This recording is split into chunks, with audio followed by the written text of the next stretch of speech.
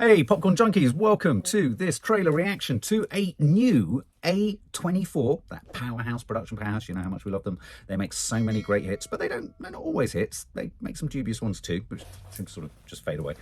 Anyway, this is a horror film called Talk to Me. I think it's Australian. We've reacted to the first trailer on this, which I thought was okay. It pivots, or seems to pivot, around either a group of teenage friends or having stumbled across somehow a sort of mummified hand. I've seen the original trailer a few times since, and I have to confess, I think someone at some point somewhere in the kind of production design department should have made the mummified hand look less like the severed arm of a mannequin, because I didn't get the mummification aspect of it from the first trailer. But anyway, so this is I think they conduct a séance. I think a little bit like The Boogeyman. Has someone already lost someone? Someone's died. And a particular person, you have to hold the hand of the mummified hand, and you mustn't hold it for longer than a certain amount of time.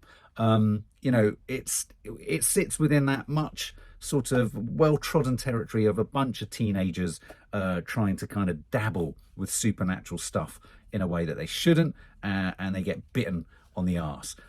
I have to confess, I thought it was the final shot of the first trailer that did it for me, where the eyeballs went dark and a voice that clearly isn't the voice of the person talking started to emerge from her mouth. Always highly effective if done well. Not original. I mean, there's not an awful lot that is original in horror films anymore. It's more how you can twist familiar tropes into something vaguely different. I wish a few more films went for just weird. I'm thinking David Lynchian. I wish a few more films sort of had the courage of their convictions to, rather than just scare or hit all the obvious kind of narrative points, just go, wow, this is just, I feel really disgusting at the end of this. I think Barbarian did that to some extent. I mean, Barbarian is a huge kind of, it's a kind of big, it's a sort of water tower moment. It's a sort of bellwether moment. It's a sort of benchmark. All those things, it put a marker in the sand. And it's a tough one to get past for new horror films. But this is Talk to Me, as I say, another sort of, you know, there's a lot of success at the moment. There's a lot of box office interest in low budget horror films. I have to say, it's a neat way to spend a Friday or a Saturday night. It's a cheap way to spend a Friday or Saturday night if you're not going to really expensive cinema, just to get some cheap thrills and a bit of a giggle. So Talk to Me. Let's check this out. I'm hoping this is actually better than the first trailer. I wasn't massively enamored with the first trailer. You busy tonight?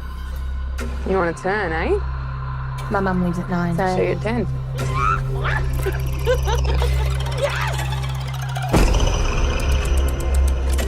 where'd you get it from anyway? Apparently it was the hand of someone that could connect with the dead. I heard it was the hand of a Satanist. The other hand's just out there. White people shit, man, I tell you. All right, let's do this! Oh no. You know the drill. Say, talk to me. Talk to me. Haley, fucking stop it! He's choking! 83 seconds, get it off him!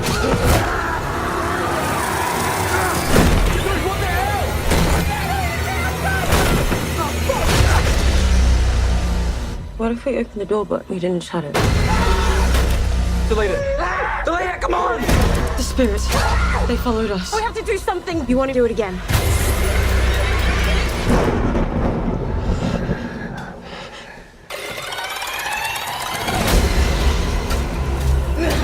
They're not gonna stop. What was it? What? I don't know! I let you in. I let you in.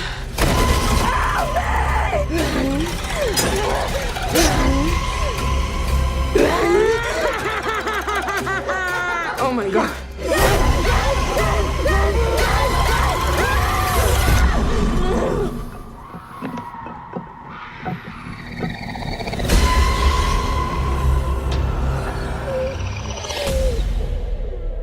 Will someone please sort the fucking dog out? Oh my God, I get so what a sweet dog just sitting there oblivious. Fucking dogs, I love them. Wow, that was so much better than the first trailer. Why did they put the first trailer out? When Possession, there was a little kind of title there. Possession goes viral. I like it. See, suddenly, did you notice? Maybe they looked at the first trailer and thought, something's not working here. Then right at the front, they said, where did it come from? So we're orientated. Then you forgive the hand for looking like the severed hand from a Topshop mannequin with a bit of writing on it. And then the idea that it's about how they film it and how it infects them and how it becomes viral. It was really making me think about how, I'll tell you what it was making me think about really, is this what feels like a slow evolving medical horror story around vaping. But also obviously around drug taking, the way in which youngsters get addicted. It looks like they get addicted to it. They want to kind of, keep doing it. It's viral in the sense of it's a virus. It clearly infects. Viral as in they're sharing kind of films and footage of it.